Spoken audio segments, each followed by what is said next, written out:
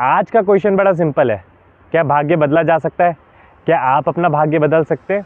और अगर बदला जा सकता है तो किस तरीके से आप अपना भाग्य बदल सकते हैं? आज की छोटी सी स्टोरी, शॉर्ट स्टोरी आपको ये बता देगी कि आप अपना भाग्य कैसे बदल सकते हैं। तो एक बारी की बात है, भगवान श्री कृष्ण और अर्जुन अपने राज्य में घूम रहे होते हैं रथ पे। उनके रथ के चारों ओर भीड़ लग जाती है। तो अर्जुन एक भिखारी को भीख मांगते हुए देखता है। अर्जुन अपने रथ से उतरते हैं, उस भिखारी को अपने सोने की हार दे देते हैं और भिखारी वो सोने का हार पाके बहुत खुश हो जाता है। उसे पता चल जाता है कि अब जीवन भर मेरे को भीख मांगने की ज़रूरत नहीं है, इस हार को बेच के मैं बहुत अमीर हो जाऊंगा। वो अर्जुन का शुक्रिया करता है और हार को लेके अपने घर जा रहा होता है। तो उसी भीड़ में एक चोर भी रहता है जो देख लेता है कि इस आदमी के पास, इस भिखारी के पास अर्जुन का सोने का हार है। तो जब मौका मिलता है कि एक अंधेरी सी जगह रहती है, जहाँ सुनसान जगह रहती है, वो उस भिखारी को धक्का मार के उससे अर्जुन का हार छीन लेता है। भिखारी को विश्वास ही नहीं होता कि उसके साथ क्या हुआ। अचानक से वो इतना अमीर हो गया था, लेकिन किसी ने वो हार चुरा लिया और वो फिर से गरीब हो गया। वो रोते रोते अपने घर जाता है, अपनी वाइफ को बताता है कि मेरे साथ ये हुआ। तो उसकी वाइफ कहती है चलो बुरा मत मानो, जो हो गया सो हो गया। पर उसको दिल में बहुत दुख रहता है कि मैं अमीर हो गया था, लेकिन फिर से मैं गरीब हो गया। वो फिर से भीख मांगना स्टार्ट कर देता है। कुछ दिनों के बाद फिर से भगवान श्री कृष्ण और अर्जुन अपने रथ में घूम रहे होते हैं। तो अर्जुन उस भिखारी को देखता है और वो बहुत सरप्राइज हो जाते हैं। वो कहते हैं मैंने तो इसको अपने सोने का हार दिया था, अब ये फिर से भीख क्यों मांग रहा है? तो उसके पास जाते हैं और पूछते हैं मैंने तो तुम्हें सोने का हार दिया था, तो तुम अब भीख क्यों मांग रहे हो? तो भिखारी रोते रोते उनको बताता है कि कैसे किसी ने वो सोने का हार उनसे चुरा लिया और वो फिर से भीख मांग रहा है। तो अर्जुन को फिर से दया आ जाती है। इस बार वो उनको एक हीरा दे देते हैं और वो कहते हैं ये हीरे की कीमत उस हार से भी बहुत ज़्यादा है, अब तुम्हें कभी भी भीख मांगने की ज़रूरत नहीं है। अब वो भिखारी फिर से बहुत खुश हो जाता है। वो कहता है कि अब इस हीरे को बेच के मैं अमीर हो जाऊंगा, मेरे को भीख मांगने की ज़रूरत नहीं है।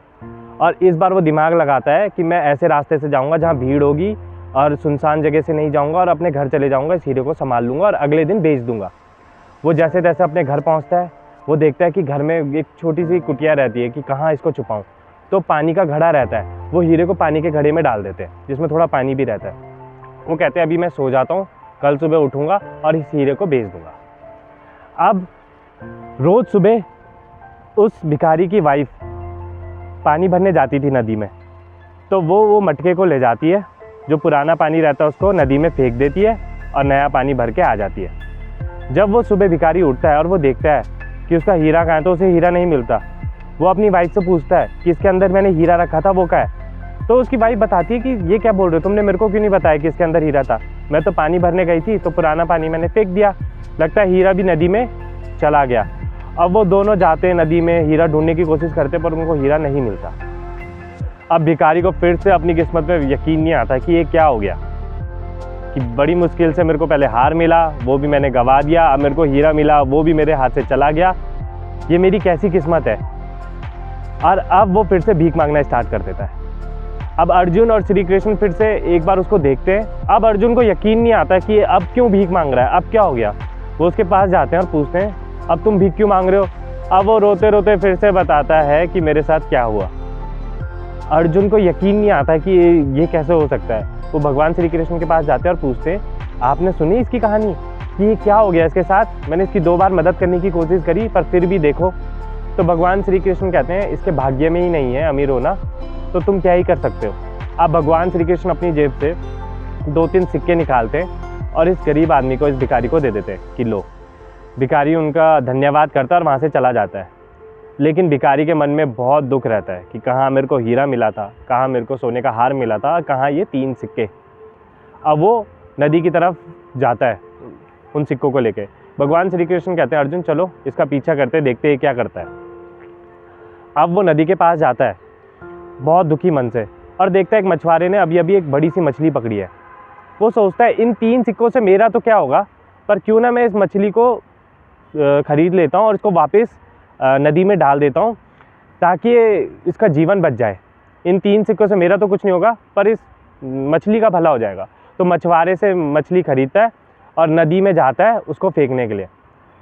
और जैसे ही वो मछली को नदी में फेंक रहा होता है, उसे अचानक से वो हीरा दिखता है ना मछली के मुंह में, और वो हीरा मछली के मुंह से निकालता है, उसे पानी से धोता है उसे यकीन नहीं आता है तो वही हीरा है जो अर्जुन ने मेरे को दिया था। वो नदी से बाहर निकलता है, उसे विश्वास नहीं होता, उसे उसकी खुशी का कोई ठिकाना नहीं होता, और उस हीरे को देख के वो चिल्लाने लग जाता है, मिल गया मिल गया मिल गया। उसी समय वो चोर जिसने सोने का हार चुराया था वो उसके सामने से जा रहा होता है, और वो चोर को लगता है ये मेरे को देख के बोल रहा है मिल गया मिल गया मिल गया। और वो थोड़ी दूर देखता है अर्जुन खड़ा है, तो चोर को लगता है अगर मैं भागूंगा तो अर्जुन के तीर से तो नहीं बच सकता। वो उसी समय भिखारी के पाँव पड़ जाता है, भाई मुझे माफ़ कर दो, मैंने तुम्हारे सोने का हार चुराया, मैं इसको बेचने ही जा रहा था, लो तुम्हारे सोने का हार। और वो सोने का हार भी भिखारी के पास आ जाता है। अब अर्जुन पूछते हैं भगवान श्री कृष्ण से कि अरे ये क्या हुआ, आप तो कहते हैं इसके भाग्य में अमीर होना नहीं है, लेकिन इसको हीरा और सोने का हार दोनों वापस मिल गए। तो भगवान श्री कृष्ण बोलते हैं जिंदगी भर इसने अपने बारे में सोचा, कभी किसी दूसरे प्राणी के बारे में नहीं सोचा। अब पहली बार आज इसने किसी प्राणी के लिए, किसी दूसरे प्राणी के लिए कुछ करा और इसका भाग्य ही बदल गया।